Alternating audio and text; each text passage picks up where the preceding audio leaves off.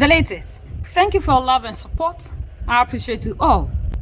The president of Rwanda and the president of DRC, Felix Paul Kagame, have been having problems for a very long time. We've seen that UN troops decided to come. The peace, we've never seen it.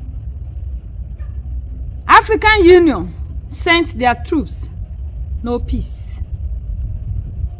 Now, the president of DRC said the only person that can come to DRC and make sure there is peace is the United States of America. So, he wants to make sure that Rwanda M23 rebel groups are taken off, because he believes that when US should step into this matter, every nation will keep off. We know when Trump came, the bulldozing thing, the tariff. If you behave anyhow that Trump doesn't want, tariff. So the president of DRC, Felix Tshisekedi, had a mineral deal with the United States of America in exchange for troops to come and help him. So according to the spokesperson of Trump, the United States of America is asking Paul Kagame to move his troops out of DRC as soon as possible. According to the spokesperson, they want to have a successful mineral deal, and they cannot have this deal when there is crisis in DRC. So for that reason, they want to make sure they bring in peace by making sure Paul Kagame takes his troops out of DRC, so that when it happens that way, the place will not be a stable place for them to have their deal. We heard that this was what they were planning, but finally it has been confirmed. The same mineral resources that we are fighting to protect, the same mineral resources that our forefathers sacrificed their lives for, so that we, the next generations, will have it, is what they are giving out for free.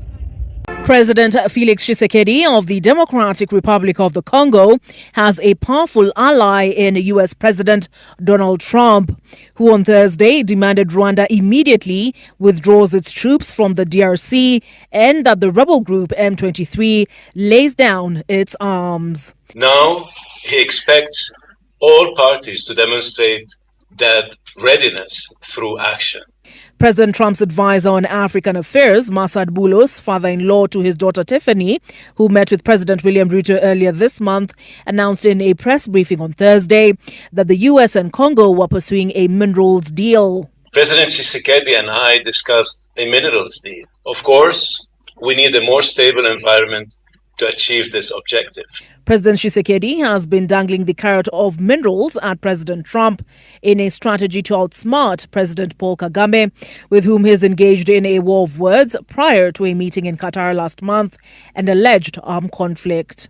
The US position is that the M23 must lay down their arms and Rwandan forces must withdraw from the DRC. The United States does have quite a bit of tools at its disposal that it can and will use if need be. The DRC is possessed of 70% of the world's cobalt and coltan, critical to the powering of smart devices. Following our discussions with conflict participants, M23 pulled back from the town of Walikale. China, with whom the US is currently engaged in a trade war, has been DRC's primary partner in minerals extraction, in infrastructure for minerals deals that go back to 2007. China recently placed restrictions on the export of its rare earth minerals to the US. The European Union called for withdrawal of Rwanda's troops from the DRC and an end to cooperation with M23. The European Parliament called for the suspension of its minerals deal with Rwanda. As for an African solution to an African problem, we highly appreciate their efforts. They've been trying and doing their best for a very long time, for many years. Just like President Trump expressed, and I said earlier in my opening statement, we do expect and hope and expect that this will end very, very quickly. And as for Rwanda's concerns over the FDLR, they have to feel safe from any such threats, whether they are actual or perceived. Olive Burrows, Citizen TV. Let's talk about one of the longest running conflicts in the world. It's happening in the Democratic Republic of Congo, which is here. People also call it the DRC, or sometimes just Congo. But don't confuse it with the Republic of Congo, which is another country next door. The DRC is huge, but we're going to focus on the east of the country, where fighting has been going on for almost 3 decades, involving dozens of armed groups. Neighboring countries like Uganda, Rwanda, and Burundi have got involved too. So it's always been super complicated, never as clear-cut as one side versus another. But one rivalry that's played out this whole time has been between Congo and Rwanda, and that's a big part of what's happening now. At the start of 2025, a powerful rebel group called the M23 took over the cities of Goma and Bukavu, the capitals of North and South Kivu provinces. But the UN and others say the M23 is getting all kinds of support from Rwanda, and that Rwanda has about 3,000 to 4,000 troops on the ground in eastern DRC. Officially, Rwanda denies any involvement. Does Rwanda currently have any troops at all in eastern DRC? I don't know. You're the commander-in-chief. Yeah, there are many things I don't know. The M23 did not come back on its own. It came back because Rwanda backed it. It's part of an ongoing tension and conflict between Congo and Rwanda for 30 years now.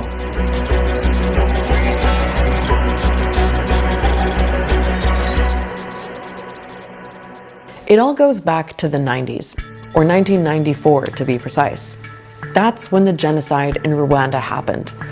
In just 100 days, extremists from the majority ethnic group in Rwanda, the Hutus, killed around 800,000 people. Most of them were Tutsis, a minority ethnic group. The genocide ended when a Tutsi-led rebel group took control of the capital Kigali and seized power. And by the way, one of the leaders of that group was Paul Kagame, who's the current president of Rwanda and has been since the year 2000. Now, during and after the genocide, hundreds of thousands of Hutus fled over the border to refugee camps in DRC. But among them were some of the extremists who took part in the killings. They then started to remobilize and carried with them the anti-Tutsi ideology that had stimulated the genocide in Rwanda, and therefore Kigali saw them as enemies. 2 years after the genocide, Rwanda invaded DRC to go after these Hutu militia groups. And that kicked off what's known as the First Congo War. Other countries, including Uganda and Burundi, joined the fight. They all went after Congo's president, who'd been in power for more than 30 years, kicked him out, and installed a new government. But they soon fell out with that new government, and that triggered another, even bigger war. The war ended with a peace deal. It included elections and a process to integrate various rebel groups into the Congolese army. But that deal never really brought peace, particularly in eastern Congo. It's what some analysts call a no peace, no war situation. There's a proliferation of armed groups. The army has remained fragmented and also very abusive and criminalized. And then internationally, although the Rwandan and Ugandan governments, who were heavily involved, of course, in the civil war, have formally agreed to pull out their troops from eastern DRC in the early 2000s. They never really agreed to reduce their influence. 20 years later, eastern Congo is still being fought over. One of the main features of the conflict has been a series of rebellions by Congolese Tutsi groups, often backed by Rwanda. These groups have evolved over time, but the M23 is the latest iteration and has become the most powerful. It emerged in 2012 and got its name from a peace deal that had been signed 3 years earlier, a deal the M23 says the Congolese government never fully implemented.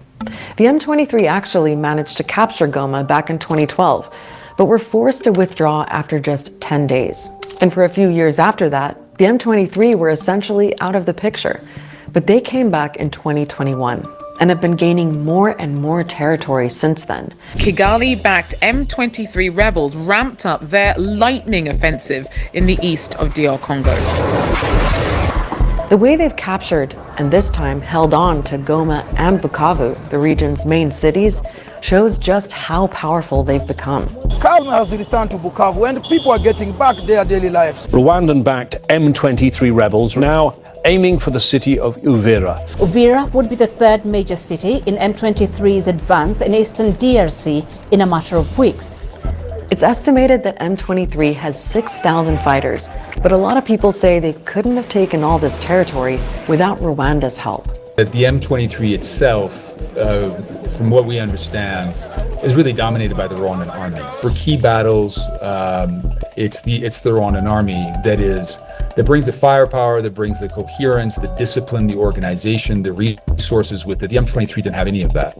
If it hadn't been for the Rwandan army, we wouldn't be here today. If also you see the number of Rwandan military who are fighting alongside M23, one will wonder if it is the M23 is backed by Rwanda, or if Rwanda is intervening just accompanied by M23.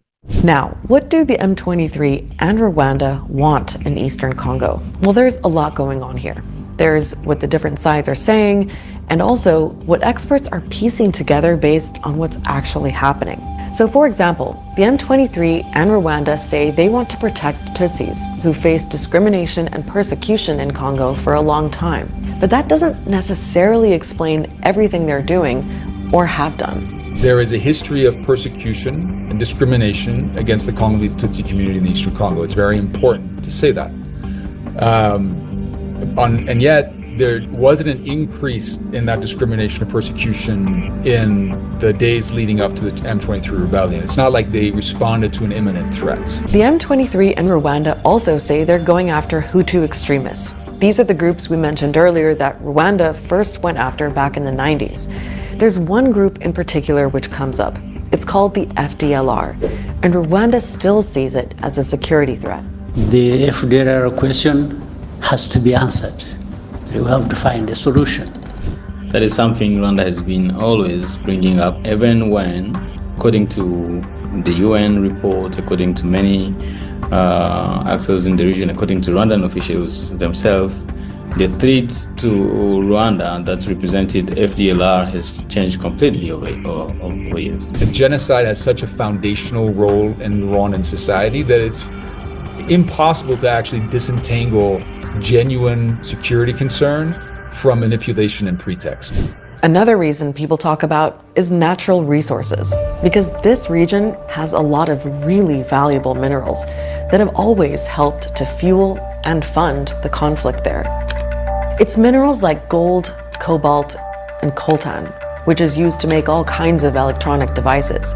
A recent report by UN experts said that the M23 had taken control of a mining area called Rubaya in 2024.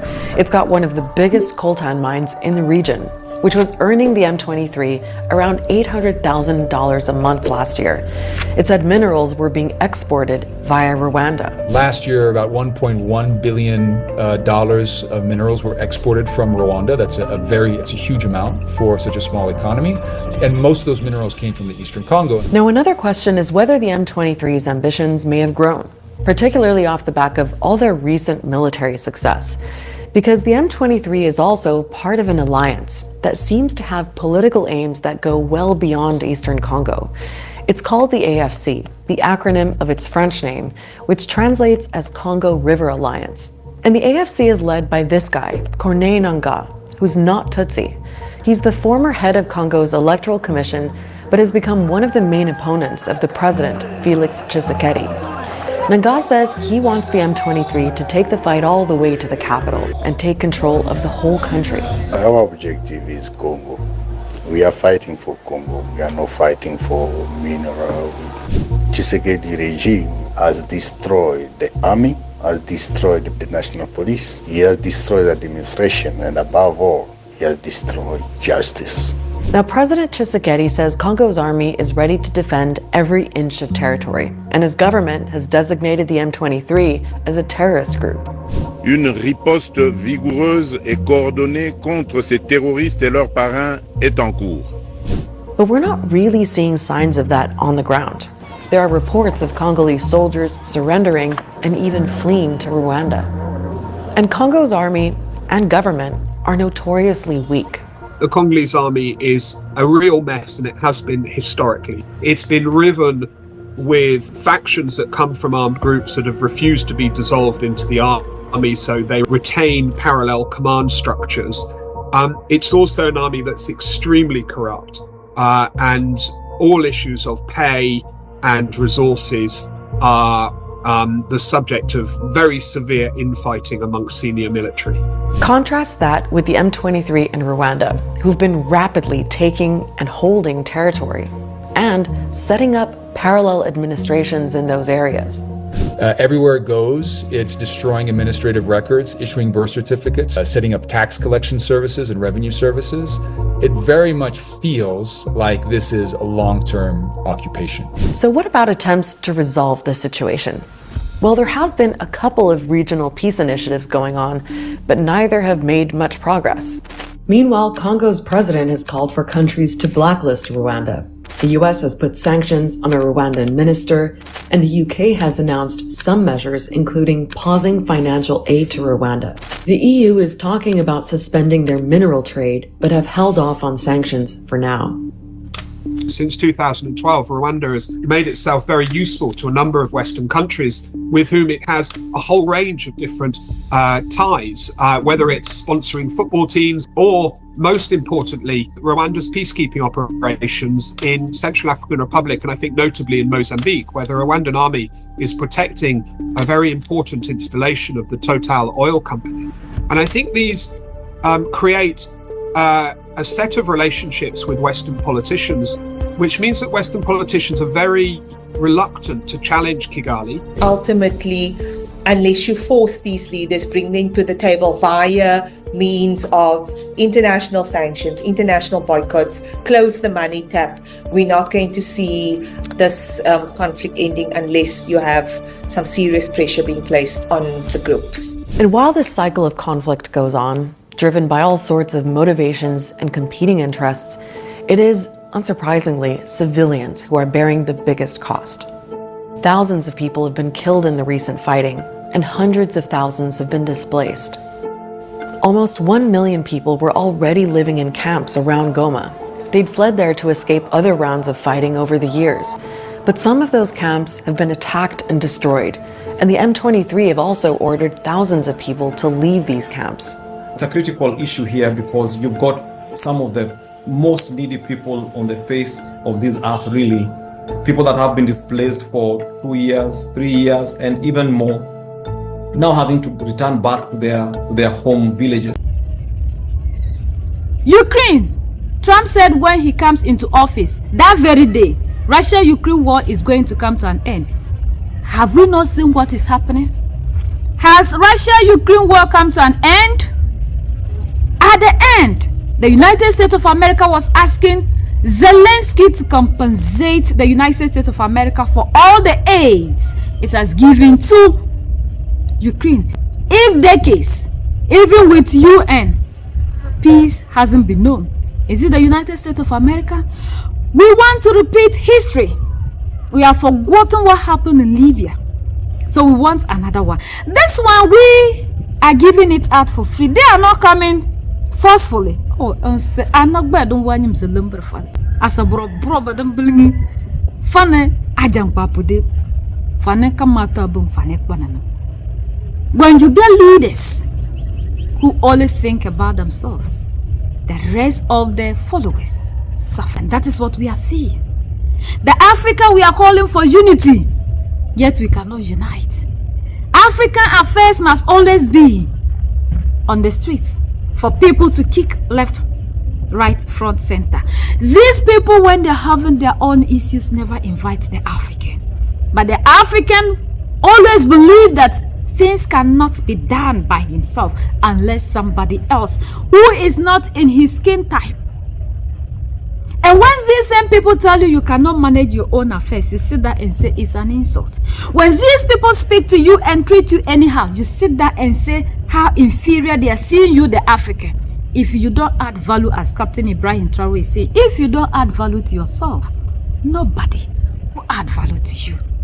We are not doing everything possible to prove to these people that we can solve our own problems. If not, what is the essence of African Union?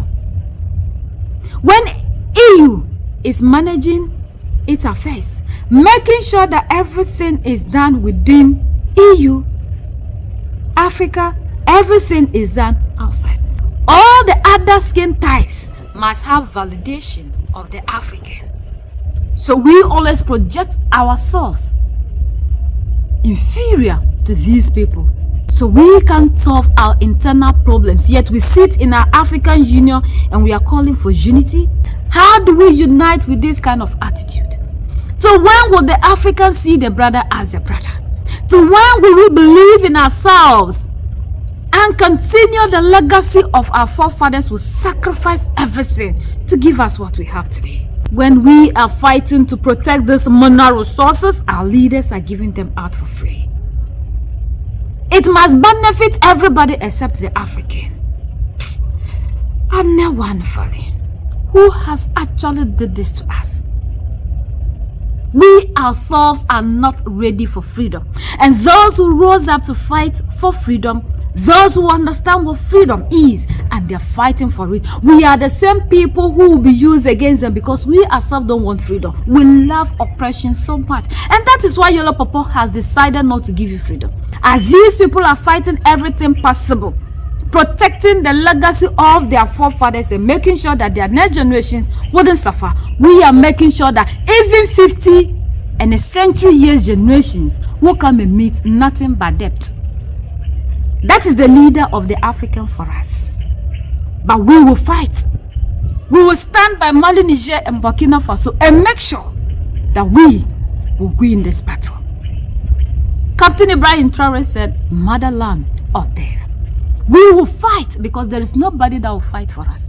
We will continue to fight. And it is our duty as a youth to rise up because these leaders, our hopes that we have kept in them, can never give us the future that we want. The manifestos and the political messages they give to us can never give us the freedom that we want. And under their democratic elected system can never give us what we want. The time is now for the African to fight and stand with the prophets, the leaders who are sacrificing everything to give us that freedom. Now we know what freedom actually is, and we have come to know that we have never been free. So we have to continue to fight for that freedom. United we stand, divided we fall, and united we keep standing forever and ever. The greatest enemy of the African is mental slavery. So let's decolonize ourselves from mental slavery. Let's keep sharing to educate our brothers and sisters. Together we make African great for ourselves and the next generations that are going to come. So that's the latest around the world and in the United States of America.